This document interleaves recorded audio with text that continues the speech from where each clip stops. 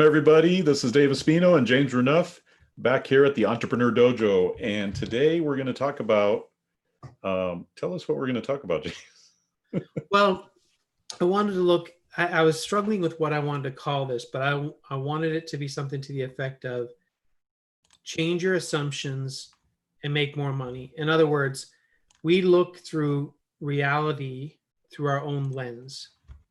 So whatever that means to you. So based on your gender, based on where you grew up, your family, lifestyle, the kind of deck of cards you were dealt or hand you were dealt in life and things that happened to you, we're all, to a certain degree, whether we know it or not, we're looking with blinders through life. So because of that, we may assume certain things, especially when it comes to business. So for example, well, all of my customers are 20-year-old dudes living in their mom's basement. I could make that assumption, but then is that the best way to think about it? Because if I write my copy based on, hey, let's get out of our mom's basement and stuff like that, it might not resonate. Why? Because some of my customers are female, or maybe some of my customers are an older demographic, and so on.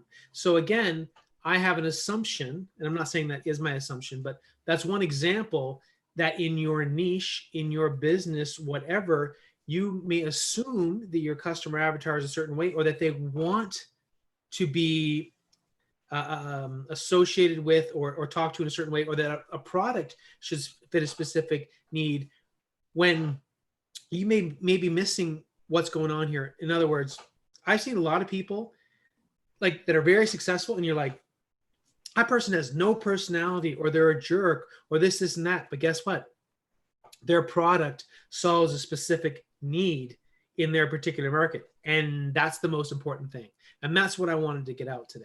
Yeah, totally agree. In the ClickFunnels community where I coach, we talk a lot about customer avatar. Knowing your customer at the very beginning of your business is so important to be able to determine how you're going to message everything, how you're going to set up your whole value ladder, your whole sales funnel, all of that stuff. It's so key to know your avatar. What we call your customer avatar is basically who you've decided that is your ultimate person that you want to serve with your business. And by knowing that, then you can squeeze the most out of every piece of marketing that you do. Everything from your ads to your landing page, to your sales funnel, to your value ladder, to everything that you do is targeted right at that customer. I had an interesting experience about this, James, where I don't remember what the product was. I think it was something having to do with like gastrointestinal health, because I have issues with that once in a while, right? And I'm reading this thing and I'm like, wow, they know me so well. Right.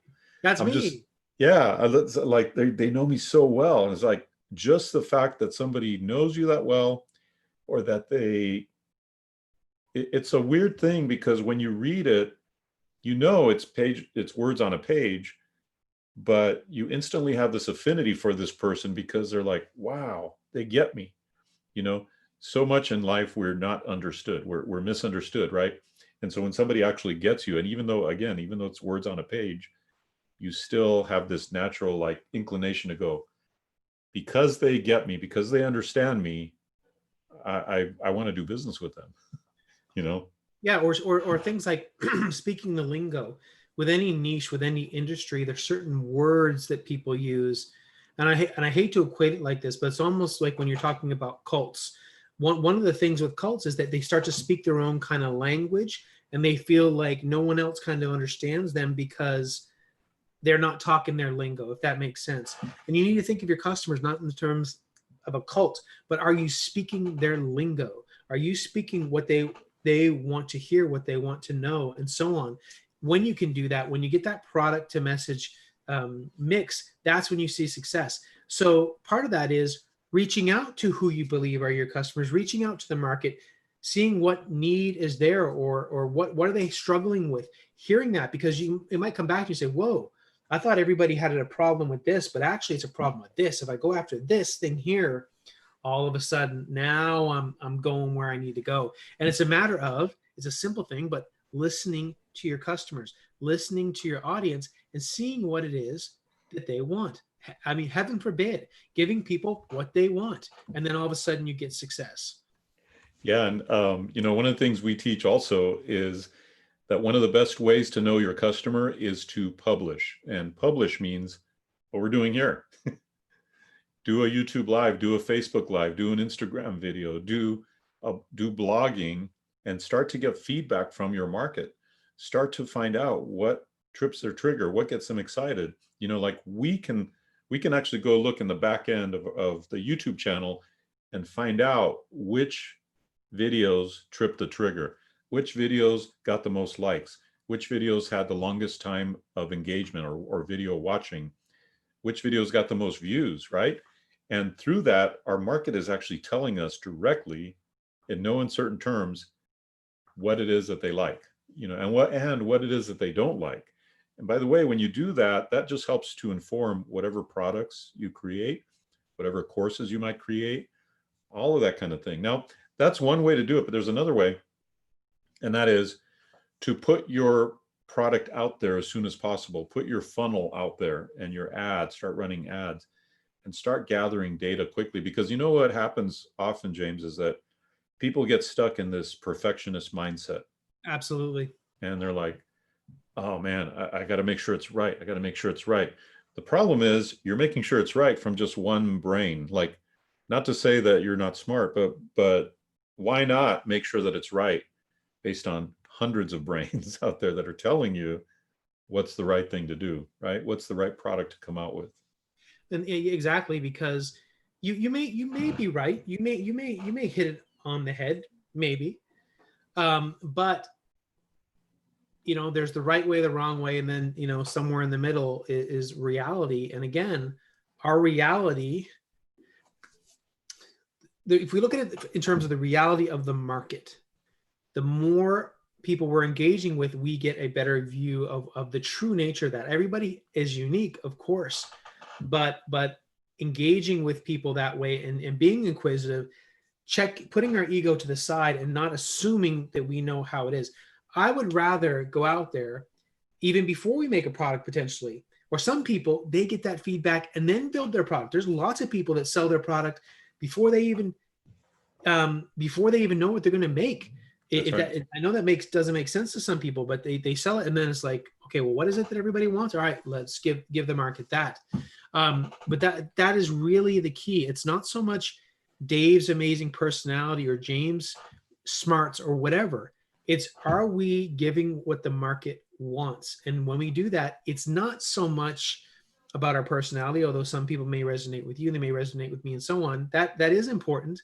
But the product market fit, to me, is the most important thing. So figure that out. And by just hanging around that community, find out where your people are, engaging with them, asking questions and so on, and trying and failing. And to your point, I would rather someone put out a product and it doesn't do that well, but everybody says, hey, if your product just had this, if your product was better Right. than that, and so on, this would have been awesome. Now it's like, whoa, okay.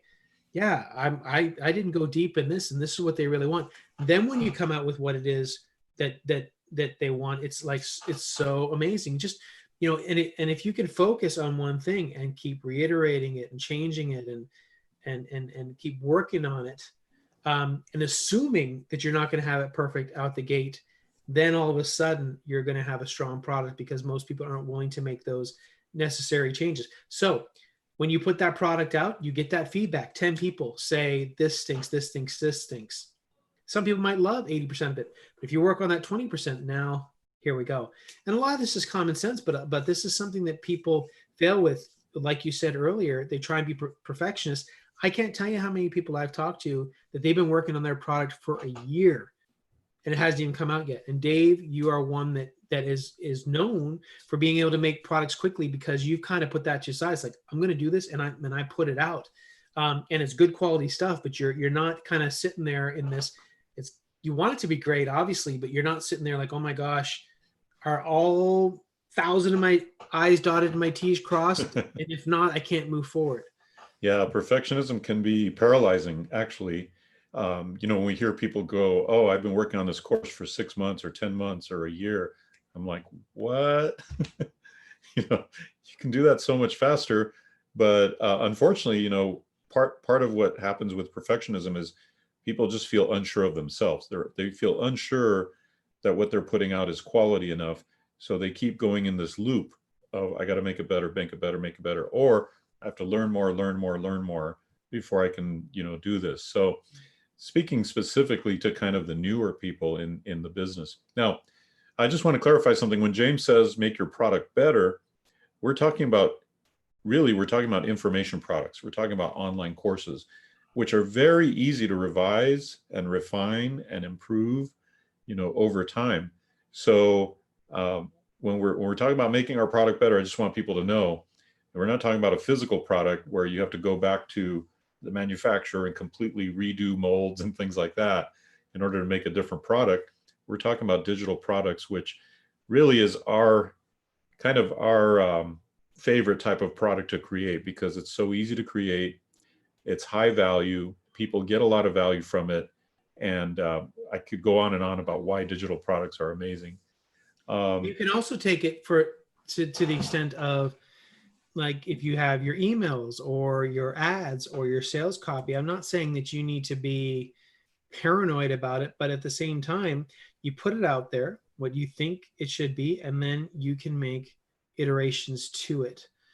Yep. And that's the thing. Just assume it's never going to be perfect, but I'd rather you take strong, imperfect action and start to see success, and then that market's giving you that feedback, and now you're rolling down the hill, if you will, and picking up speed, rather than you don't have any friction, and who knows if you even go anywhere with it. Yeah. Yeah. So that's what we wanted to cover today. I hope that was helpful for you. We want to stay away from perfectionism. We want to just move toward taking action fast, moving forward fast, and refining along the way. That's one of the secrets to success that I've seen from a lot of the successful people. One of the secrets to success that we've experienced, from doing our business. And so that's what we want to gift you with today. If you enjoyed this broadcast, go ahead and click that like notification or the subscribe button and the notification bell to make sure that you get notified every time we go live. We're going live just about every weeknight, and we're here to help you in the Entrepreneur Dojo. The whole goal here is to train you to fight for your dreams, fight for your goals, fight for your destiny. And that's what we're here for. We're here to help you with mindset, skill set, and all the things that you need to be successful in the online business. Thank you, everybody, for joining us, and we'll see you again tomorrow. Thank you.